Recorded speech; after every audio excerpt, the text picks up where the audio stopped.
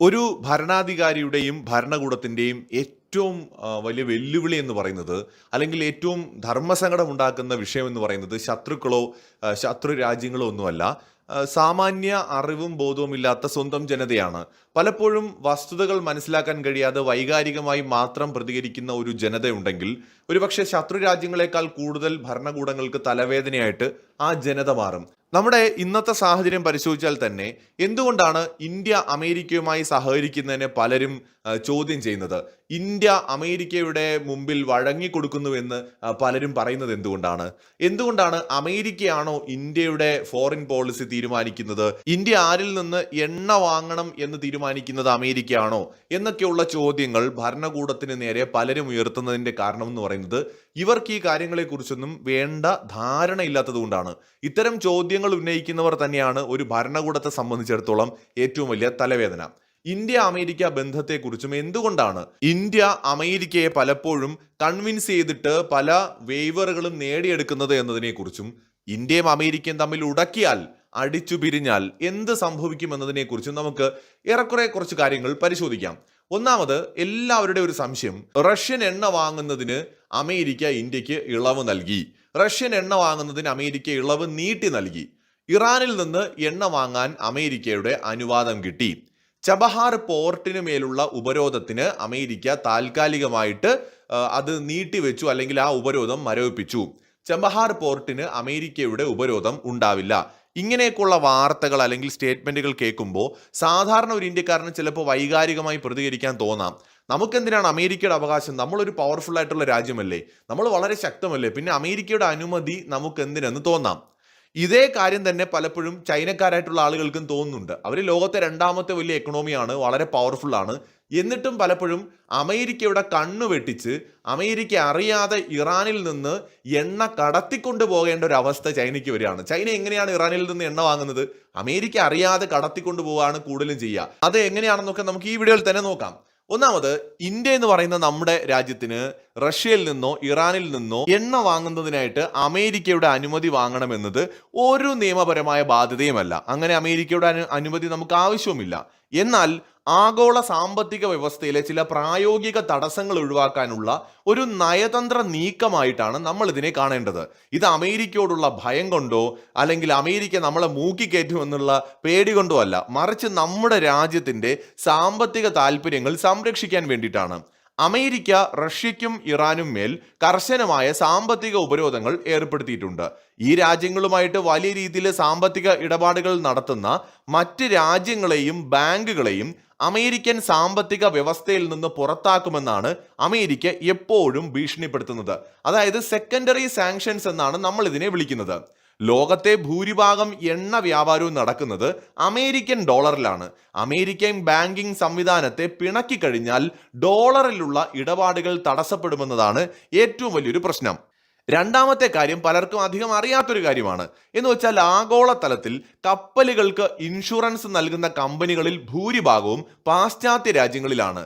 ഉപരോധം ലംഘിക്കുന്ന കപ്പലുകൾക്ക് ഇൻഷുറൻസ് ലഭിക്കാതെ വരുന്നത് വലിയ റിസ്ക് ആണ്. ഇന്ത്യയെ സംബന്ധിച്ചിടത്തോളം അമേരിക്കയുമായിട്ട് ഒരു ചർച്ച നടത്താതെ നമുക്ക് ഇറാനിൽ നിന്നോ വെനസ്വേലയിൽ നിന്നോ അല്ലെങ്കിൽ റഷ്യയിൽ നിന്നോ എവിടെ നിന്നോ വേണമെങ്കിലും എണ്ണ വാങ്ങാം, യാതൊരു കുഴപ്പവുമില്ല. പക്ഷെ അത് നമ്മുടെ സാമ്പത്തിക താല്പര്യങ്ങളെ പലപ്പോഴും വല്ലാതെ ബാധിച്ചേക്കാം. എന്ന് വെച്ചാൽ സാങ്കേതികമായിട്ട് ഇന്ത്യക്ക് ആരോടും അനുമതി ആവശ്യമില്ല. പക്ഷെ അമേരിക്കയുടെ സാമ്പത്തിക നിയമങ്ങൾ ലോകമെമ്പാടും നടപ്പിലാക്കാൻ, ബാധകമാക്കാൻ അമേരിക്കയെ കൊണ്ട് കഴിയുമെന്നത് ചൈനയ്ക്ക് പോലും നിഷേധിക്കാൻ കഴിയാത്ത വസ്തുതയാണ്. ഉദാഹരണത്തിന്, നമ്മളിപ്പോൾ ഇറാനിൽ നിന്ന് അമേരിക്കയുടെ ഉപരോധത്തെ ലംഘിച്ചുകൊണ്ട് എണ്ണ വാങ്ങുകയാണെന്നുണ്ടെങ്കിൽ ഇന്ത്യയിലെ വലിയ കമ്പനികൾക്ക് അമേരിക്കയിൽ പിന്നീട് ബിസിനസ് ചെയ്യാൻ സാധിക്കാതെ വരും. ഇതിലൂടെ ഇന്ത്യക്ക് വലിയ സാമ്പത്തിക നഷ്ടങ്ങൾ ഉണ്ടാവും. മാത്രമല്ല, അമേരിക്കയിലേക്കുള്ള ഇന്ത്യയിൽ നിന്നുള്ള കയറ്റുമതിയെയും ഇത് ബാധിക്കും. ഈ കമ്പനികളെയും നമ്മുടെ കയറ്റുമതിയെയും രാജ്യത്തിന്റെ സാമ്പത്തിക രംഗത്തെയും പലപ്പോഴും സംരക്ഷിക്കാൻ വേണ്ടിയിട്ടാണ് ഇന്ത്യ ഗവൺമെന്റ് അമേരിക്കയുമായിട്ട് ചർച്ചകൾ, പ്രത്യേകിച്ച് നയതന്ത്ര ചർച്ചകൾ നടത്തുന്നത്. ലോകത്ത് അമേരിക്കയ്ക്ക് മാത്രമാണ് ഇത്തരത്തിൽ ഉപരോധങ്ങൾ ഏർപ്പെടുത്തിയിട്ട് ലോകമെമ്പാടും സ്വാധീനിക്കാനുള്ള ഒരു ശേഷി നിലവിലുള്ളത്. ചൈനയ്ക്കോ മറ്റൊരു രാജ്യത്തിനുമോ അത്തരം ഒരു എക്കണോമിക് പവർ ഇല്ല. അതുകൊണ്ടൊക്കെയാണല്ലോ അമേരിക്ക പൊതുവെ ലോക പോലീസ് ഒന്നും സൂപ്പർ പവർ എന്നും ഒക്കെ വിളിക്കുന്നത്. അപ്പൊ ഇത്തരം സന്ദർഭങ്ങളിൽ ഇന്ത്യ എന്താണ് ചെയ്യുന്നത്? അമേരിക്കയുമായിട്ട് നെഗോഷിയേറ്റ് ചെയ്യും, ചർച്ചകൾ നടത്തിയിട്ട് ഇന്ത്യയുടെ താല്പര്യങ്ങൾക്കനുസരിച്ചുള്ള നടപടികൾ അമേരിക്കയെ സ്വീകരിക്കാൻ നിർബന്ധിക്കുകയാണ് ഇന്ത്യ ചെയ്യാറുള്ളത്.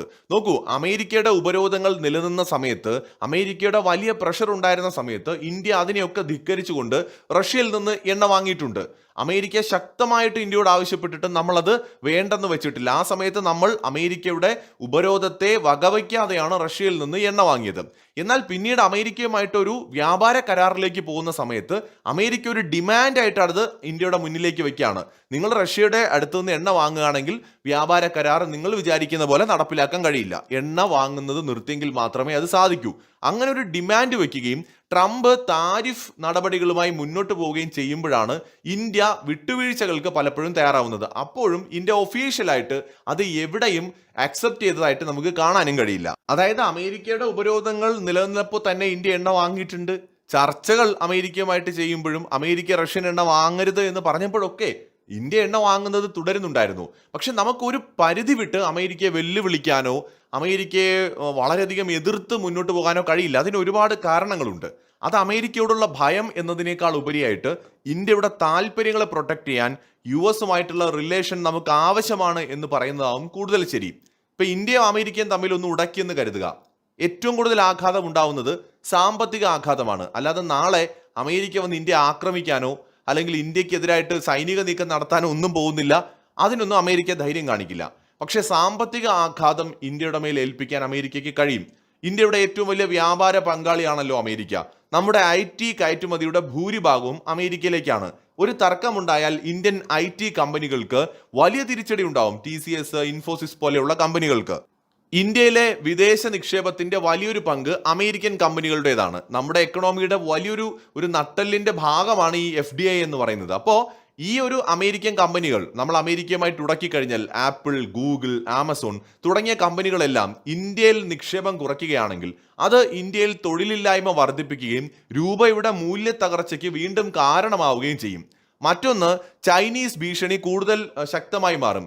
ഇന്ത്യ അമേരിക്ക ബന്ധം എന്ന് പറയുന്നത് ചൈനയെ പ്രതിരോധിക്കാൻ കൂടി വേണ്ടിയിട്ടുള്ള ഒന്നാണ്. അതിർത്തിയിൽ ചൈന ഉയർത്തുന്ന ഭീഷണിയെ നേരിടാൻ ഇന്ത്യക്ക് അമേരിക്കയുടെ ആയുധങ്ങളെക്കാൾ കൂടുതൽ രഹസ്യാന്വേഷണ വിവരങ്ങൾ വളരെ അത്യാവശ്യമാണ്. തീർച്ചയായും ആധുനിക ആയുധങ്ങളും ടെക്നോളജിയും ഒക്കെ നമുക്ക് ആവശ്യമാണ്. അതോടൊപ്പം തന്നെ രഹസ്യാന്വേഷണ വിവരങ്ങൾ ഉൾപ്പെടെ ആവശ്യമാണ്. അതോടൊപ്പം UN-ലടക്കം ചൈനയ്ക്കെതിരായിട്ട് ശക്തമായ നടപടികൾ സ്വീകരിക്കാൻ അല്ലെങ്കിൽ ചൈനയ്ക്കെതിരായിട്ട് ഉപരോധങ്ങൾ കൊണ്ടുവരാനൊക്കെ നമുക്ക് അമേരിക്ക ആവശ്യമാണ്. അപ്പോൾ അമേരിക്കയും ഇന്ത്യയും തമ്മിൽ ഉടക്കുകയാണെങ്കിൽ അത് ഏറ്റവും ഗുണം ചെയ്യുന്നത് ചൈനയ്ക്കാണ്. ഇന്ത്യയെ സംബന്ധിച്ചിടത്തോളം നമുക്ക് രണ്ട് അതിർത്തി രാജ്യങ്ങളുമായിട്ട് വലിയ ശത്രുതയുണ്ട്, ചൈനയുമായിട്ടും പാകിസ്ഥാനുമായിട്ടും. അപ്പോൾ ഓൾറെഡി നമുക്ക് വലിയ രണ്ട് എതിരാളികളുണ്ട്, അത് ആണവ രാഷ്ട്രങ്ങളുമാണ്. മൂന്നാമതൊരു വലിയ ശത്രുവിനെ കൂടെ ഉണ്ടാക്കുന്നത് കൊണ്ട് നമ്മുടെ രാജ്യത്തിന് ഒരു ഗുണവുമില്ല. കൂടുതൽ ശത്രുക്കൾ ഉണ്ടായാൽ ശത്രുക്കൾ തമ്മിൽ ഒന്നിച്ച് നമുക്കെതിരെ വരികയും ചെയ്യും. അമേരിക്ക പോലത്തെ ഒരു വലിയ ശക്തിയെ നമ്മൾ ശത്രുവാക്കുന്നതിനേക്കാളും നല്ലത് സുഹൃത്തായിട്ട് തുടരുക എന്നത് തന്നെയാണ് നമ്മുടെ രാജ്യത്തിന്റെ നിലവിലെ സാഹചര്യത്തിൽ ഏറ്റവും നല്ലത്. മാത്രമല്ല, അമേരിക്കയിൽ ഏകദേശം 40 ലക്ഷത്തിലധികം ഇന്ത്യക്കാരുണ്ട്. നമ്മൾ അമേരിക്കയ്ക്കെതിരെ എന്തെങ്കിലും പറഞ്ഞു കഴിഞ്ഞാൽ ആ ഇന്ത്യക്കാർക്കെതിരായിട്ടുള്ള ജനകീയ രോഷം അമേരിക്കയിൽ കഴിയുന്ന ഇന്ത്യക്കാർ കൂടി ചിലപ്പോൾ നേരിടേണ്ടി വരാം. വലിയൊരു വിഭാഗം മലയാളികളാണ് കേട്ടോ അമേരിക്കയിലുള്ളതിൽ.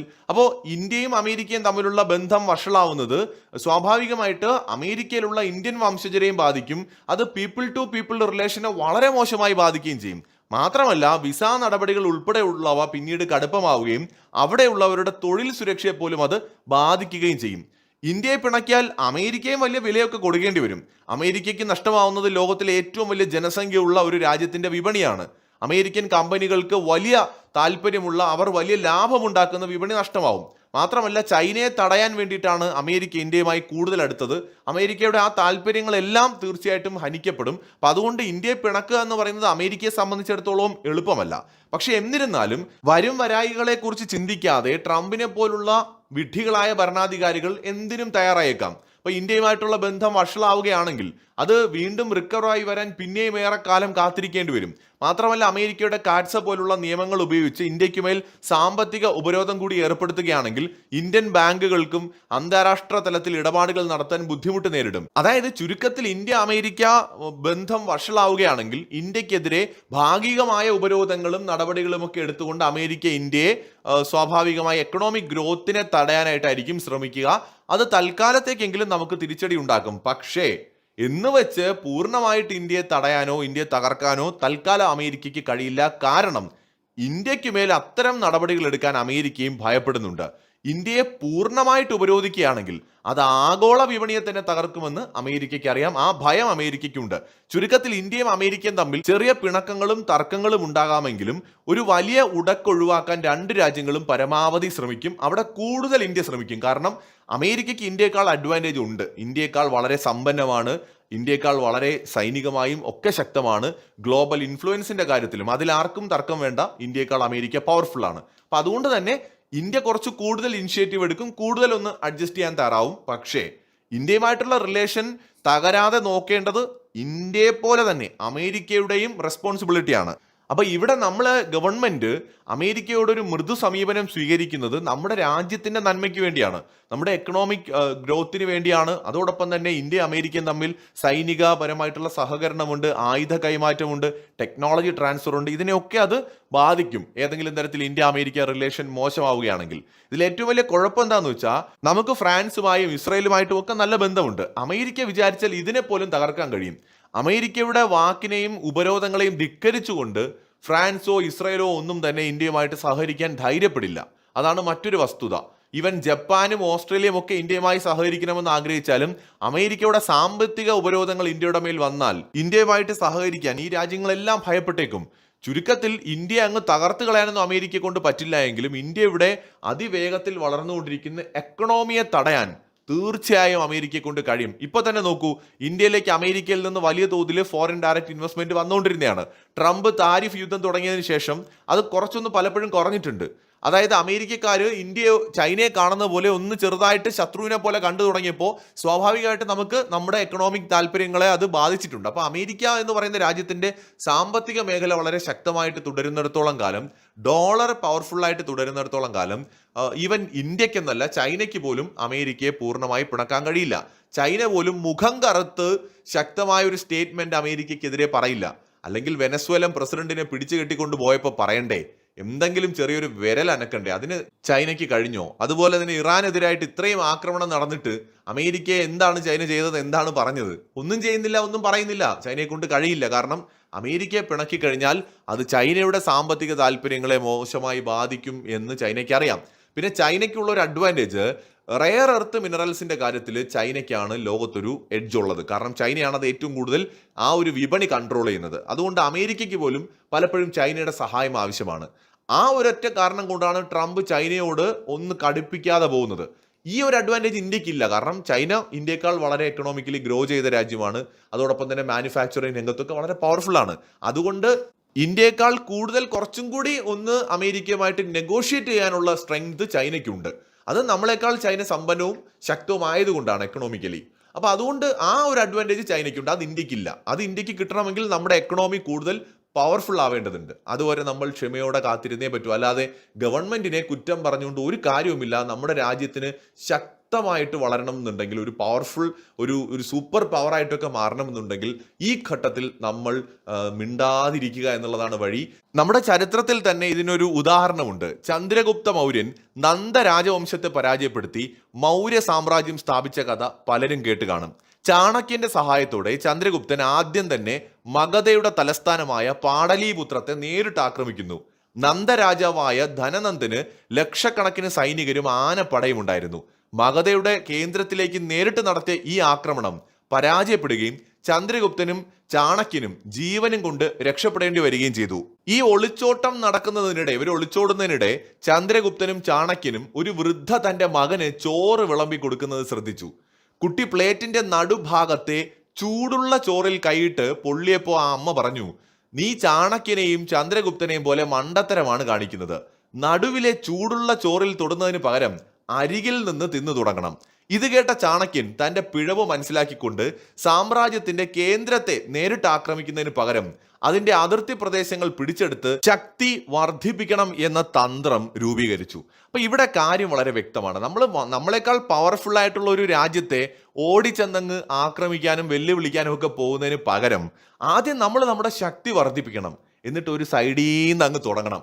അവിടെയാണ് ഇന്ത്യയും ഇപ്പോൾ ആദ്യം ഇന്ത്യ ഫോക്കസ് ചെയ്യുന്നത് ഇന്ത്യയുടെ എക്കണോമിക് ഗ്രോത്തിനും സൈനിക ശക്തിയും വർദ്ധിപ്പിക്കുന്നതിന് വേണ്ടിയാണ്. ഇവിടെ നേരെ പോയിട്ട് അമേരിക്കയെ വെല്ലുവിളിച്ചിട്ട് ആത്മഹത്യാപരമായ നിലപാടെടുക്കേണ്ട കാര്യം നമുക്കില്ല. അങ്ങനെ ചെയ്താൽ അമേരിക്കയും കുറേ രാജ്യങ്ങളും ചേർന്ന് നമ്മുടെ സാമ്പത്തിക വളർച്ചയെ തടയാൻ അവർക്ക് കഴിയും. അതിലൂടെ നമ്മുടെ സൈനിക ശക്തി വർദ്ധിപ്പിക്കുക, ടെക്നോളജി വർദ്ധിപ്പിക്കുക എന്നുള്ള നിരവധി സ്വപ്നങ്ങളെ അവർക്ക് തകർക്കാൻ കഴിയും. അപ്പോൾ അതുകൊണ്ട് തൽക്കാലം അമേരിക്കയുമായി സഹകരിച്ച് വിലപേശി അല്ലെങ്കിൽ നെഗോഷിയേറ്റ് ചെയ്ത് ചർച്ച നടത്തിയൊക്കെ മുന്നോട്ട് പോവുക. ട്രംപും അമേരിക്കയും എന്തോ പറഞ്ഞോട്ടെ, 15 ദിവസത്തെ അനുവാദം കൂടി തന്നു, 20 ദിവസത്തെ അനുവാദം കൂടി തന്നു, അവർ പറഞ്ഞോട്ടെ. ഇത് ചൈനയ്ക്കെതിരെ അവർ പറയുന്നുണ്ട്.